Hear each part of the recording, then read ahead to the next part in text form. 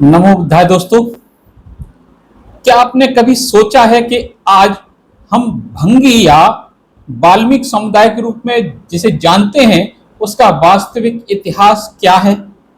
क्या वे हमेशा से ऐसी ही सामाजिक स्थिति में थे या समय के चक्र ने उनकी पहचान बदल दी? आज के वीडियो में हम प्रसिद्ध लेखक भगवान दास की किताब वाल्मीकि जयंती और भंगी जातियां की गहराई में उतरेंगे। हम जानेंगे कि कैसे बौद्ध धर्म के पतन के बाद एक पूरा समाज भंग होकर हाशिए पर चला गया, लाल बेगी धर्म का रहस्य क्या था और कैसे 20वीं सदी में एक नए नामकरण के जरिए उनकी सामाजिक पहचान को बदलने की कोशिश की गई। यह सिर्फ एक इतिहास नहीं बल्कि एक समुदाय के संघर्ष, आत्मसम्मान और वैचारिक जागृति की दास्तान है। ऐतिहासिक तथ्यों के साथ इस सफर पर चलने के लिए वीडियो के अंत तक बने रहें। दोस्तों, महापुरुषों के जन्मोत्सव मनाने की शुरुआत कब और कैसे हुई? भगवान बुद्ध के जन्म के पहले हिंदू ग्रंथों और बाद में बौद्ध और जैन ग्रंथों में ऐसे त्योहारों के मनाने का कोई सबूत नहीं मिलता, लेकिन भगवान बुद्ध के महापरिनिर्वाण के बाद जन्मदिन मनाने की परंपरा शुरू हुई। बौद्धों के विद्वान भिक्षुओं द्वारा भगवान बुद्ध के जन्म, मृत्यु और दूसरे देशों में बौद्ध पूर्णिमा या वैशाख पूर्णिमा के नाम से मनाया जाता है। बौद्धों को पराजित करने के बाद ब्राह्मण धर्म को एक नए सिरे से जिंदा जीवित क्रियाक्रम करने के लिए हिंदू धर्म में कुछ बदलाव किए गए। ऐसा हिंदू धर्म विष्णु और शिव की पूजा या भक्तिवाद की रूप में खड़ा हुआ, जो सहज था। भक्तिवाद फैलाने के बाद हिंदू धर्म ने बहुत सी चीजें बौद्ध धर्म से छीनी और चुराई भी। जो छीना या चुराया नहीं जा सका उसे घृणित करार दे दिया गया। भिक्षुओं को मारकर भंगी बनाकर महंत बिहारों के मालिक बन बैठे। लेकिन वे थोड़े से लोग जो तथागत बुद्ध के धर्म पर अडिग रहे, उन्हें नीचे तथा अछूत बनाकर नगरों और गांवों के बाहर बसने पर मजबूर कर दिया। धर्म के बिना वे लोग छिन्न भिन्न होकर समाज का भंग किया हुआ अंग अथवा भंगी बन गए। शिक्षा, मति और प्रगति के दरवाजे उनके लिए बंद कर दिए गए। मुसलमानों के आक्रमणों के बाद उनमें जो मुसलमान बन गए, वे निचली गरीब जातियों के मुसलमान बनकर आज भी जिंदा हैं। जो मुसलमान नहीं बने, वे महार, भंगी, मादिगा, परैया, रैली, थोटी, हड़ी, हेला, पहलान, चमार, बेधर्म निराशा के समुद्र में डूबे आज भी अछूतों की शक्ल में मौजूद हैं। अपने धर्म ग्रंथों में ब्राह्मणों ने लिखा कि पिछले जन्म में पाप करने वाले लोग अछूत जातियों में जन्म लेते हैं। बौद्ध अमानवीय जाति व्यवस्था और ब्राह्मणवाद के खिलाफ विद्रोह का झंडा लिए आगे बढ़े थे। अब ब्राह्मणवाद उनकी किताबों की खिल्ली उड़ाता था। संत तथा भक्त अधिकतर अनपढ़ थे, इसलिए किताबों की आलोचना नहीं कर सकते थे, न आलोचनाओं का जवाब दे सकते थे। संतों ने हिंदू धर्म के विरुद्ध बुनियादी उसूलों को लेकर लड़ाई नहीं लड़ी, वे केवल ईश्वर प्राप्ति के लिए भक्ति का अधिकार चाहते थे। कबीर इन संतों में सबसे प्रसिद्ध क्रांतिकारी विचारों वाले संत हुए। उनके पूर्वज बुनकर का काम करने वाले बौद्ध धर्म के अनुयायी थे। खिलजी बादशाहों ने उन्हें जबरन मुसलमान बनाया। कबीर से प्रेरणा लेकर पंजाब की खत्री के नाम से प्रसिद्ध एक बनिया जाति में नानक पैदा हुए। भारत के हर प्रदेश में भंगी का काम करने वाले लोग अधिकतर उत्तर प्रदेश, हरियाणा, राजस्थान, मध्य प्रदेश, पंजाब आदि से गए हुए ही मिलेंगे। मुंबई में अधिकतर भंगी हरियाणा, उत्तर प्रदेश, राजस्थान, पंजाब, गुजरात आदि प्रदेशों से गए हुए हैं। नागपुर में भी सफाई का काम करने वाले अधिकतर लोग लाल बेगी, डोमार अथवा वाल्मीकि हैं, जो उत्तर प्रदेश, मध्य प्रदेश या राजस्थान से जाकर बसे हैं।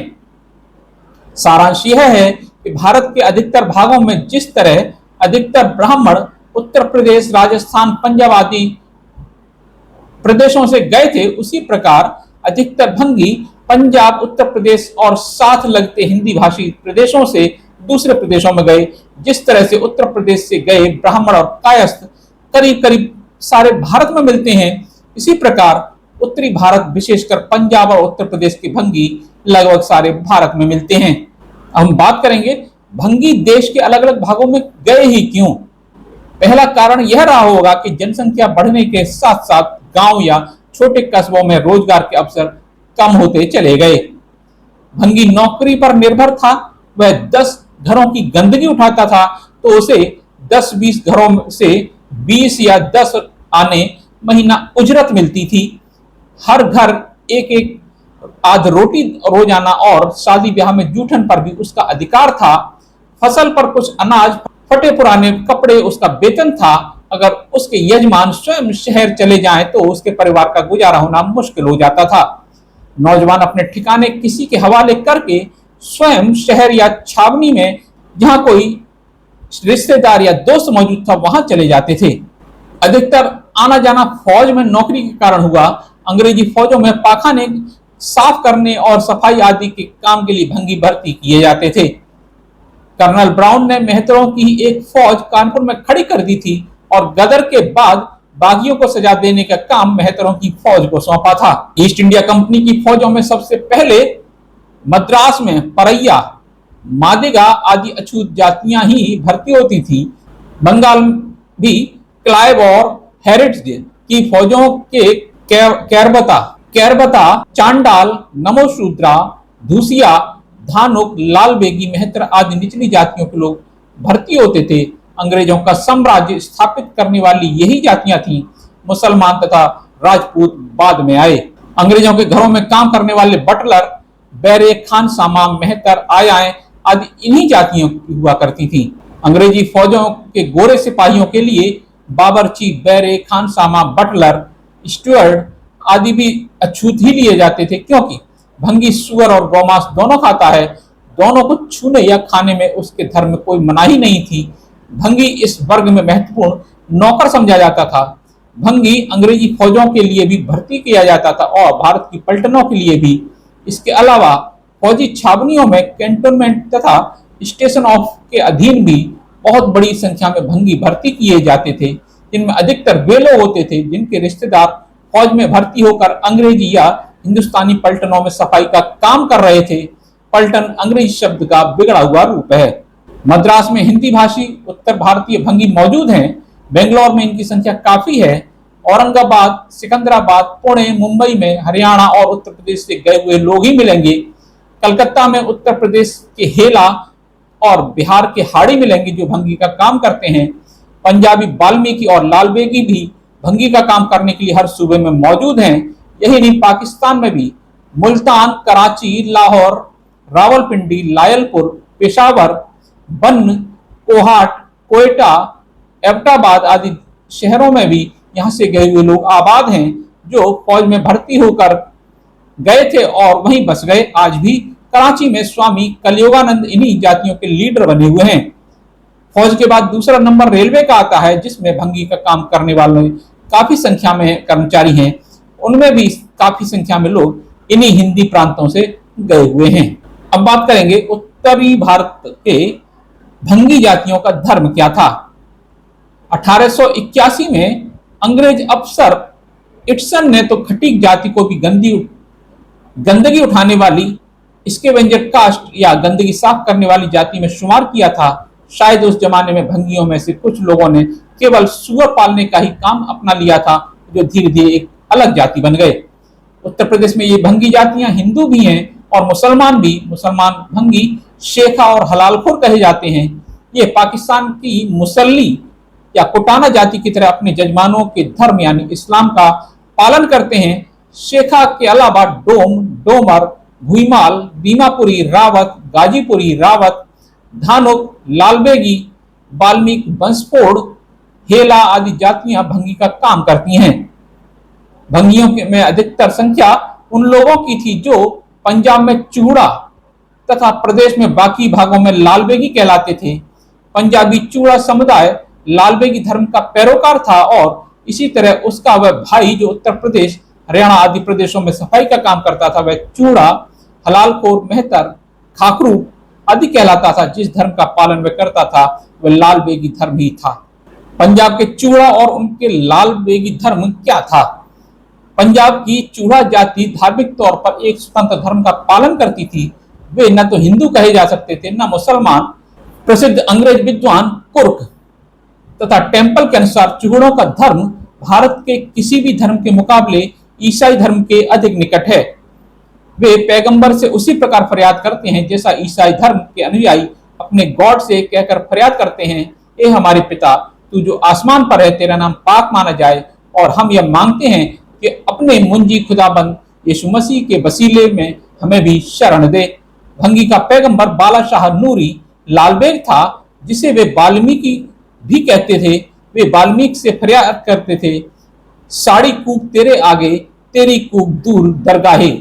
लालबेग कौन था, इसके बारे में अधिक व स्पष्ट तो नहीं कहा जा सकता, लेकिन भंगियों ने अपने उसे पैगंबर या अवतार मान रखा था। लालबेग को कहीं वाल्मीकि का बेटा कहा जाता था, तो कहीं वाल्मीकि को लालबेग का बेटा माना जाता था।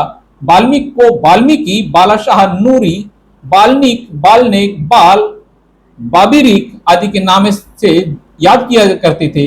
वे खाने पीने के मामले में ईसाइयों से मिलते जुलते थे और गाय और सूअर का मांस भी खाते थे। बौद्ध भिक्षुओं की तरह वे खाना स्वीकार करने में जात पात का भेदभाव नहीं करते थे। अकाल मौत, युद्ध, बीमारियों, बाढ़ों के शिकार, टूटे हुए पराजित परिवारों के लोगों को वे शरण देते थे। चूड़ा जाति के लोग मंदिर नहीं बनाते थे, बल्कि 2.5 ईंट का एक ताक जैसा बनाते थे जिसमें वो दिया जलाते थे। एक ऊंचे चबूतरे पर बौद्ध स्तूपों की तरह गोल गुंबद छत वाले मंदिर बनाने का भी रिवाज था, जिस पर मुर्गे की बलि दी जाती थी और सारा खून एक बर्तन में जमा कर लिया जाता था। फिर पुरोहित या सयाना द्वारा तिनकों का एक छोटा झाड़ बनाकर उसे खून में डुबोकर सब लोगों के घरों की दीवारों पर छिड़का जाता था। उनका विश्वास था कि जिन घरों पर ये खून छिड़का जाएगा उसमें बुरी हवाएं और बीमारियां नहीं जाएंगी। लालबेगी गौमांस खाते थे और सिवाय उनके जो मीरा के अनुयायी थे, सुअर का मांस भी खा लेते थे। अधिक मुस्लिम आबादी के निकट रहते हुए भी इसमें ऐसे ही इनकार करते थे जैसे आज का वाल्मीकि हिंदुओं के डर के कारण गोमांस खाने से इनकार करता है। लालबेगी चमार या दूसरे अछूत जातियों की तरह मरे हुए पशु का मांस नहीं खाते थे, लेकिन कई छोटे शहरों में मरी हुई मुर्गियों, गाय भैंस और इन्हीं के पेट में दफन होती थी। देश के कुछ भागों में भंगी मरे हुए जानवरों का गोश्त खाते थे, खाले भी बेचते थे। मुर्दा जानवरों को जाति के हिसाब से बांटा हुआ था। जो जानवर चमारों के छोटे भंगी, खटीक और मेघ जाति के हिस्से में आते थे, लालबेगी मुर्दे को दफनाते थे। दफनाने में वे सीधे गड्ढा खोदकर नहीं दफनाया करते थे, बल्कि बगली कब्र बनाते थे जिसमें सिर उत्तर तथा पैर पूर्व की ओर रखे जाते थे। लालबेगी दूसरी अछूत जातियों की तरह गुगा यानी गोगा, मीरा, मसानी, नकटी, नाइन, पवन आदि देवी देवताओं की भी पूजा करते थे। गुआ के अनुयायी पंजाब के चूड़ा और चमार जातियों के लोग ही थे। वे ही कार सेवा गोगा नवमी से पहले मांगने निकलते थे। सार संक्षिप्त में कहा जा सकता है कि लालबेगी धर्म एक स्वतंत्र धर्म था, जिसके अपने उसूल, विश्वास और रस्मों रिवाज, सामाजिक नियम, अनुशासन कायम करने के लिए बिरादरी की पंचायत आदि सब कुछ था। उनका यह धर्म हड़प्पा मोहनजोदड़ो के खंडर की तरह था। समय के थपेड़ों ने उनकी शक्ल बिगाड़ दी, लेकिन टूटी हुई दीवारें इस बात की याद दिलाती हैं कि वे कभी शानदार इमारतें रही होंगी। ये विचार उन बीते दिनों की सोए हुए गौरव की याद दिलाती हैं। भारत में ब्राह्मण उस धर्म को नहीं मानते थे जो उन्हें गुरु श्रेष्ठ या संचालक नहीं बनाता था या ऊंचा स्थान नहीं देता था। एक अंग्रेज विद्वान के शब्दों में लालबेगी धर्म दबे कुचले लोगों का धर्म था। भंगी लोग इसी धर्म का पालन करते थे। लालबेग कौन थे कोई नहीं जानता, बालाशाह कौन थे कोई नहीं बता सकता, बाबीरिक कौन थे कुछ नहीं पता, वाल्मीकि कौन थे वे नहीं जानते। वाल्मीकि भगवान के दरबार में झाड़ देते थे, कहीं लालबेग भगवान के दरबार में झाड़ देते थे। ऐसी दंत कथाएं भक्तों में प्रचलित थीं। शायद बौद्ध धर्म के जमाने में ये लोग बौद्ध धर्म के अनुयायी रहे हों और तभी धार्मिक स्वतंत्रता का अनुभव किया हो। बाद में ब्राह्मण धर्म के एक नए सिरे से उभरने और राज सत्ता के साथ धर्म छिन जाने पर उन्होंने हिंदू धर्म की कुछ बातों की नकल कर ली हो या अपना ली हो। बात करेंगे बौद्ध इतिहास, लाल भिक्खु से लालबेग और लालबेग तक। भंगी अपना एक पैगंबर या जाति के संत को धर्मगुरु बनाते चले आए हैं, उसे वे लाल बेग, बालाशाह नूरी, बाल्मीक, बाल बाम्बरिक या बाल्मीक आदि नामों से याद करते हैं। या लाल बेग कौन था, बालाशाह कौन था, बाल्मीक कौन था, बाल्मीक कौन था, कोई नहीं जानता। लेकिन उनका विश्वास था कि आज भी उनकी जाति का पैगंबर, नबी या अवतार था जो खुदा तक उनकी आवाज पहुंचाने का माध्यम था। उनकी प्रार्थना यूं शुरू होती थी, जो आप स्क्रीन पर देख रहे हैं, ये बाला का कुर्सी नामा यानी उनके पुरखों की वंशावली दी गई है। बाल्मीक का लाल बेग से फरियाद करते हुए कहते थे, साड़ी कूक तेरे आगे, तेरी कूक दूर दरगाहे। प्रसिद्ध स्कॉलर मेजर टेम्पल, उन्होंने पंजाब के किस्से कहानियों को एक जगह इकट्ठा किया। उनका विश्वास था कि लाल बेग कोई बौद्ध भिक्षु था जो भंगियों में ही रहता था और लाल भिक्षु के नाम से प्रसिद्ध था। अनपढ़ गरीब लोग अनपढ़ता के कारण शब्दों को तोड़ मरोड़ कर या अपने स्तर से अनुसार बदल लेते थे। धीरे धीरे ये लाल भिक्षु से बिगड़कर लाल भेग और फिर लाल बेग बन गया। फटे हुए कपड़ों से टुकड़े जोड़कर चीवर बनाने की प्रथा बौद्ध भिक्षुओं में थी। भगवान बुद्ध के आदेशानुसार भिक्षु कचरे के ढेर पर पड़े चिथड़े और शमशानों में कफन के कपड़े लेते थे, उनको जोड़कर वे चीवर बनाते थे। घर घर जाकर दिन का भोजन मांग लाते थे। केवल वर्षा काल में आबादी में के पास रहते थे। मरने पर अस्थियां स्तूपों में दफन कर दी जाती थी। स्तूपों या बिहारों की बनावट कुछ वैसी रहती थी जो भंगियों के पुराने स्थानों या थानों की होती है। भंगियों में ये सब बातें देखने को मिलती हैं। खाने के मामले में भंगी बौद्ध भिक्षुओं की तरह सभी जातियों का खाना स्वीकार कर लेते हैं। इन बातों को देखकर यह बात गलत नहीं लगती कि लाल बेग शायद लाल चीवर पहनने वाला बौद्ध भिक्षु रहा होगा। मुसलमानों के अत्याचारों के डर कर भंगियों ने उसे ऊपरी तौर पर मुसलमानी रंग दे दिया हो। हिंदुओं की एक नई चाल, उन्होंने सोचा कि भंगियों को हिंदू बनाने के लिए जाति बदलने आदि का मुश्किल तरीका अपनाने की बजाय क्यों न स्वयं उनके धर्मगुरु लाल बेग या लाल बेग, बालाशाही या बाल बम्बरी को ही बाल्मीक का सहारा देकर हिंदू बना लिया जाए। लाल बेग का कोई इतिहास नहीं था जो रुकावट बनता, लेकिन दंतकथा थी और कुछ कुर्सी नामे यानी वंशावली आदि थे जो भंगी पुरोहितों या सयानों की जुबानियात थे। इसके अलावा कुछ भी नहीं था जिसे लोग अपनाए रहते। दूसरी ओर भंगियों में जागृति आने लगी थी। वे चूड़ा, खाकरूप, मेहतर आदि घृणित समझे जाने वाले नामों से छुटकारा पाने चाहते थे। हिंदुओं ने भोले भाले भंगियों को अपने साथ हिंदू धर्म की गुलामी की जंजीरों में जकड़े रखने के लिए लाल भेग या लाल बेग का ब्राह्मणीकरण कर दिया और उसे बाल बाम्बरी, बालाशाह, बालरी आदि शब्दों का सहारा लेकर अछूत जातियों ने जिस बाल्मीक को अपनाया हुआ था वो कौन था कोई नहीं जानता। गढ़ी कहानी के अनुसार उनका संबंध भंगी जाति और सफाइयों के पेशों से था। कहा जाता है कि उनकी मृत्यु कुरुक्षेत्र के निकट थानेसर में हुई, जहां सरभंगी बाबा के नाम की एक समाधि थी। इस कमी को पूरा करने और पंजाब की चूड़ा जाति के रिश्ते को बाल्मीक से पूर्ववर्ती बनाने के लिए लाहौर में पंडित अमीन चंद शर्मा ने बाल्मीक प्रकाश नाम की किताब लिखी, जिसमें चूड़ा जाति के बाल्मीक ऋषि से संबंध को पक्का करने की कोशिश की गई। पिछले कुछ वर्षों में कई बाल्मीक नेता यही कोशिश कर रहे हैं, लेकिन भंगी और बाल्मीक का संबंध जोड़ने वाली कड़ी नहीं मिल रही है। अक्सर रामायण का लेखक बाल्मीक भंगी होता तो अपना रिश्ता जोड़ना आसान था, लेकिन ऐसा कोई धुंधला सा सबूत भी योग, वशिष्ठ या रामायण या पुराणों में नहीं मिल रहा जिससे भंगी जाति का बाल्मीक से सीधा रिश्ता जोड़ा जा सके। यही इस अभियान की सबसे बड़ी कमजोरी है। विचित्र बात यह है कि लाल बेग के इस ब्राह्मणीकरण का कोई विरोध नहीं हुआ और न किसी ने ब्राह्मणीकरण और उसके दुष्परिणामों पर सोचने की कोशिश की। शायद भंगियों में शिक्षा, सोचने की शक्ति, ऐतिहासिक ज्ञान का भी अभाव था।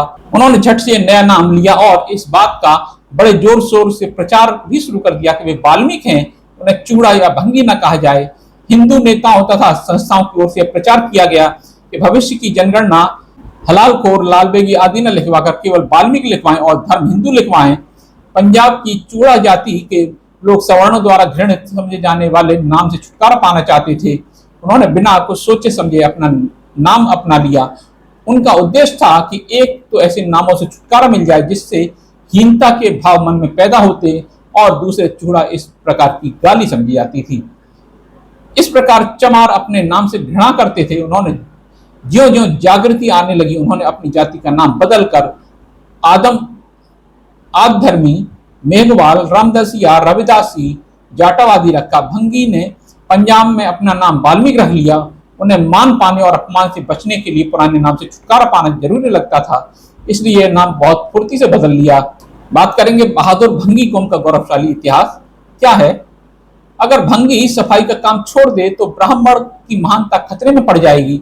रेत पर खड़े जातिवाद का आलीशान महल एक पल में भरभरा कर नीचे गिर पड़ेगा। अगर ब्राह्मण सबके सिर पर ऊंचे स्थान पर चढ़कर बैठा है तो भंगी सबसे निचले स्थान पर इस महल का बोझ सर पर संभाले खड़ा है। अगर वह जरा सी भी करवट ले ले तो यह महल खड़ा नहीं रह सकता। ऊंच नीच अछूत छूत की सब दीवारें एकदम गिर जाएंगी। हिंदुओं का दिल ऐसी कल्पना करके भी दहल जाता है, क्योंकि जाति के आधार पर दर्जा तथा स्थान तय करने के लिए जो मापदंड बनाए गए हैं वे जातियों के दो अत्यंत स्तंभों पर खड़े हैं। एक तरफ ब्राह्मण है, दूसरी ओर आखिरी सिरे पर भंगी झाड़ू लिए खड़ा है। ब्राह्मण जिसके हाथ का बनाया खाना खा लेता है, इसी आधार पर एक व्यक्ति का सामाजिक स्थान निर्भर करता है। ब्राह्मण किसे किस नजर से देखता है, कितना नजदीक है, समाज में कितना महत्व रखता है। जो ब्राह्मण के नजदीक है वह भंगी से दूर है, वह जो भंगी के नजदीक है वो उतना ही नीचा है। भंगियों ने वाल्मीकि को अपना लिया और ब्राह्मणों ने उसे छोड़ दिया। स्वयं गांधी जी ने भंगियों को भंगी बनी रहने की शिक्षा दी और यह कहा कि अगर मेरा दूसरा जन्म हो तो मैं भंगी के घर में जन्म लेना पसंद करूंगा। यह बात समझ में नहीं आती कि अगले जन्म का इंतजार व्यर्थ क्यों करना चाहते थे, जबकि वे इसी जन्म में भंगी बन सकते थे। दूसरी बात जो बार बार भंगी से कही जाती है वह इससे भी अधिक नुकसानदायक है। गांधी जी ने कहा भंगी का काम बहुत अच्छा है, पुरुषार्थ का काम है।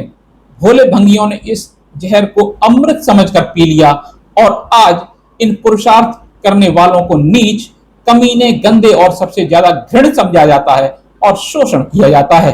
भंगी जाति की धार्मिक स्वतंत्रता छीन वाल्मीकि नाम देने से ही भंगियों का ब्राह्मणीकरण शुरू हो गया। ज्यों ज्यों शिक्षा का प्रसार होने लगा, भंगी अपने इतिहास को भूलकर नए धर्म को सजारने संवारने लगे। अब वे बालाशाह, लाल बेग आदि को भुलाकर रामायण को अपना धर्म ग्रंथ मानने लगे। आज की सरकारों द्वारा वाल्मीकि मंदिर व वाल्मीकि भवन खड़े किए जाने लगे, जिनके बनाने में हिंदू व्यापारी संगठन आदि भी अपना दान और सहयोग देने लगे। इन मदद करने वाले हिंदुओं का स्वार्थ था, इनका उद्देश्य राजनीतिक भी था। हिंदू धर्म को बढ़ावा देना और अछूत कहे जाने वाले लोगों को कमजोर बनाए रखने की साजिश थी, लेकिन भोले भंगी उनकी राजनीतिक चालों को नहीं समझ सकते थे। हिंदू शिव के मंदिर को छोड़कर जिस पर प्रसाद नहीं चढ़ाया जाता, शायद इसलिए वह अनार्यों का देवता था, बाकी सभी देवताओं पर प्रसाद चढ़ाते हैं। मुसलमान पीर फकीरों और के कब्रों पर उर्स मनाते हैं, न्याजे करते हैं, पुलाव बांटते हैं। भंगी लाल बेग के नाम पर पहले रोटी फिर मुर्ग मलीदा चढ़ाया करते थे। अब वाल्मीकि को नया गुरु बनाया तो उनके नाम पर प्रसाद भंडारा चढ़ाने की प्रथा शुरू हो गई। मुर्ग मलीदे का भी हिंदूकरण कर दिया गया, मलीदे की जगह हलवा बांटने की परंपरा शुरू हो गई। पेप्सू यानी Patiala and east Punjab state union में गैर कांग्रेसी सरकार थी। मीहा सिंह गिल मजहबी सिख मंत्री थे। वे शेड्यूल कास्ट फेडरेशन के सदस्य भी थे। शेड्यूल कास्ट फेडरेशन में जो वाल्मीकि मेंबर थे वे कांग्रेसी हरिजनों के विरोध में वाल्मीकि जन्मदिन की छुट्टी कार्तिक पूर्णिमा को ही गजेटेड कराना चाहते थे। इस पर पंजाब की वाल्मीकि जाति में मतभेद पैदा हो गए और बिरादरी दो भागों में बट गई। एक गुट पुरानी तारीख अथवा कार्तिक को गजेटेड करवाने के हक में था, दूसरा हरिजनों का था। वे कांग्रेसी थे और आसोज की पूर्णिमा को वाल्मीकि जन्मदिन की छुट्टी गजेटेड करवाना चाहते थे। सच तो यह है कि दोनों ही गुट व्यर्थ की लड़ाई लड़ रहे थे। कांग्रेसी नेता अछूत जातियों की मानसिकता को अच्छी तरह समझते थे। वे जानते थे कि वे लोग बच्चों की तरह हैं जो छोटी छोटी चीजों से खुश हो सकते हैं, इसलिए यह छुट्टी आसोज पूर्णिमा को सही मानकर गजेटेड कर दी गई। पंजाब के बाद दिल्ली और उत्तर प्रदेश आदि राज्यों में भी यह मांग उठी और वहां भी गजेटेड या वैकल्पिक छुट्टी कर दी गई। अब वाल्मीकि को शासकीय स्वीकृति मिल गई और भंगी बड़े धूमधाम से जुलूस आदि निकाल कर जलसे करके वाल्मीकि जयंती मनाने लगे। हिंदी भाषी प्रदेशों में भंगियों की एक जाति का यह सबसे महत्वपूर्ण दिन बन गया। लेकिन वाल्मीकि जयंती सिर्फ भंगी जाति की पब्लिक मीटिंग जुलूस तक ही सीमित है। स्वयं इनके घर परिवार में इसका कोई महत्व नहीं। जो कुछ मान्यता किसी सच्चाई पर आधारित नहीं होती वह अधिक समय नहीं चल सकता। यही हालत वाल्मीकि तहरीक की है। कल के प्रगतिशील कथित अछूत ने अपना सामाजिक स्थान ऊंचा करने के लिए अपनी जाति को अच्छा सा नाम दिया था। फिर इतिहास में से कोई संत, कोई प्रसिद्ध व्यक्ति ढूंढा, उसे अपना गुरु मान लिया, फिर मनगढ़ंत कहानी बना ली। भारत में हिंदुओं की अन्य जातियों ने भी ऐसा ही किया। कायस्थों ने चित्रगुप्त से अपना रिश्ता जोड़ा। बढ़ई लोहार विश्वकर्मा को जाति का संचालक मानते हैं। चमारों ने रविदास को जाति को गुरु मान लिया, जो तो जुलाहे कबीरपंथी बन गए। भारत के आधे अंधे हिंदू अपने को सूरदास कहते हैं। खटीक, बयाद ऋषि दुर्बलनाथ और सदना कमाई को अपना मुख्य मानने लगे। छिपा टाक खत्री बन गए तो नामदेव को गुरु मानने लगे। भड़बूजे पीपा और पलटू को अपना महासंत मानने लगे। धानुक डोम सुपच ऋषि को, डोम राजा हरिश्चंद्र को अपना महापुरखा समझते हैं। उत्तर प्रदेश की कुछ भंगी जातियां सुपच सुदर्शन को अपना धर्मगुरु मानती हैं। राजस्थान में कुछ लोग नवल महाराज को अपना गुरु मानने लगे। वाल्मीकि मंदिर की तरह सुपच सुदर्शन का एक मंदिर भी लखनऊ में बना दिया गया। इसी तरह बहुत सी जातियां नित्य नए गुरु संत महात्मा ढूंढ रही हैं और उन्हें अपनी जाति का संत, हीरो, गुरु आदि मानने लगी हैं। अछूतों की लगभग 1039 जातियां हैं। हमें इतने ही जाति गुरुओं के लिए तैयार रहना चाहिए। भंगियों ने भी यही किया, लेकिन भंगियों की सभी जातियां वाल्मीकि को अपना गुरु नहीं मानती, न ही उनका जन्मदिन मनाती हैं। उत्तर प्रदेश और बिहार का हेला, डोम, डोमार, रावत, भुईमाल, बंसफोड़, भुइया, धानुक, राजस्थान का लाल बेगी, मेहतर, बंगाल का हाड़ी या मुईमाली वाल्मीकि को अपना धर्मगुरु नहीं मानते और न ही वाल्मीकि जन्मदिन मनाते हैं। केवल उत्तरी भारत में रहने वाले भंगी, जो कल तक लाल बेगी धर्म के अनुयायी थे, वही वाल्मीकि जन्मदिन पर जुलूस आदि निकालते हैं, पब्लिक जलसे करते हैं। इससे नेता लोग भंगी या सफाई मजदूर के झाड़ू टोकरी की मांग पर भाषण देते हैं। इन जुलूसों में अधिकतर भाषण देने वाले भंगी नेता अनपढ़ होते हैं। जो शिक्षित हैं वे समझ नहीं पाते कि क्या कहें। जो कुछ संस्कृत इतिहास में उन्होंने पढ़ा है वह भंगियों को सुनना पसंद नहीं, लिहाजा बात झाड़ू टोकरी के इर्द गिर्द ही घूमती रहती है। उत्तरी भारत में शिक्षित तथा ऊंचे पदों पर बैठे वाल्मीकि नौजवान इन सभाओं या जुलूसों में भाग नहीं लेते, न ही घरों में त्योहार की तरह इस पर्व को मनाते हैं। इन जलसों में भाग लेने पर यह देखकर अफसोस होता है कि वाल्मीकि को अपनी जाति का गुरु मानकर यह गरीब तथा पिछड़ी जाति अपना सामाजिक तथा आर्थिक स्तर ऊंचा नहीं उठा सकी, बल्कि भंगियों ने संस्कृत के आदि कवि वाल्मीकि को जरूर भंगी बना लिया है। अब भंगी जाति के शिक्षित लोगों में बुद्ध, कबीर, बाबा साहेब, डॉक्टर अंबेडकर के बताए मार्ग पर चलने की चाह बढ़ रही है। वाल्मीकि में दिलचस्पी घटती जा रही है, लेकिन हिंदुत्व के समर्थक से बढ़ावा दे रहे हैं। तो दोस्तों, भगवान दास की यह विश्लेषण हमें स्पष्ट करता है कि शिक्षा और सही ऐतिहासिक बोध ही किसी समाज की उन्नति की असली कुंजी है। आज का युवा वर्ग परंपराओं के पीछे छिपे सत्य को समझ रहा है और बाबा साहब डॉक्टर भीमराव अंबेडकर और भगवान बुद्ध के दिखाए मार्ग पर चलकर अपने सम्मान की पुनर्प्राप्ति कर रहा है। सफाई कामगार समुदाय का इतिहास गुलामी का नहीं बल्कि संघर्ष और अपनी जड़ों की तलाश का इतिहास है। आपको ये जानकारी कैसी लगी? क्या आप चाहते हैं कि हम ऐसे ही और भी ऐतिहासिक विषयों पर चर्चा करें? अपने विचार हमें कमेंट बॉक्स में जरूर साझा करें। अगर आपको वीडियो सार्थक लगा हो तो इसे लाइक करें। अवर प्राइड हमारा गौरव को सब्सक्राइब करना ना भूलें, ताकि हम मिलकर अपने गौरवशाली और वास्तविक इतिहास को घर घर पहुंचा सकें। जय हिंद, नमो बुद्धाय।